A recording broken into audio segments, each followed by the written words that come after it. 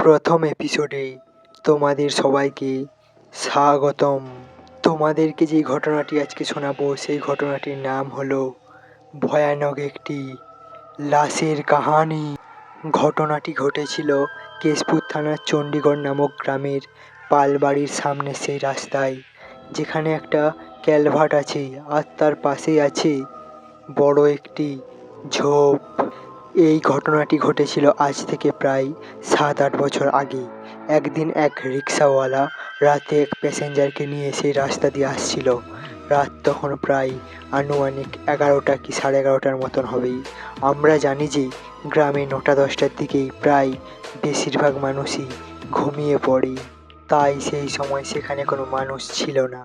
তারা দুজনেই সেই রাস্তা ধরে এগোচ্ছিল।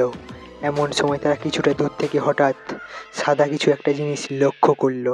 তারা যখন সেই ক্যালভার্টের কাছাকাছি জায়গায় গেল, তখন তারা দেখলো যে ক্যালভার্টের উপর সাদা কাপড় পরা একটা লাশ শুয়ে আছে। এরপর তারা দুজনেই রিক্সা থেকে নেমে লাশটির সামনে যায়। তারা দুজনেই অবাক হয়ে গেল যে এত রাতে এখানে লাশ কে রেখে গেছে।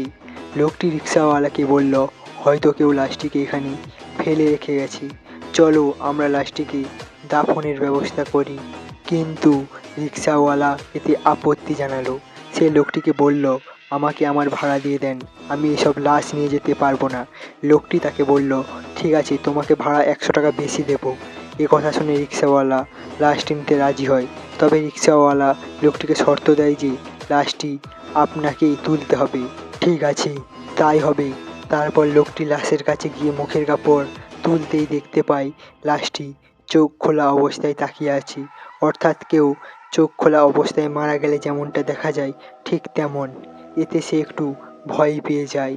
এরপর সে লাশটির গায়ের কাপড়ের আরও কিছুটা অংশ সরাতেই দেখতে পায় লাশটির শরীরের পশমগুলো বেশ বড় বড়, যা কোনো সাধারণ মানুষের হতেই পারে না।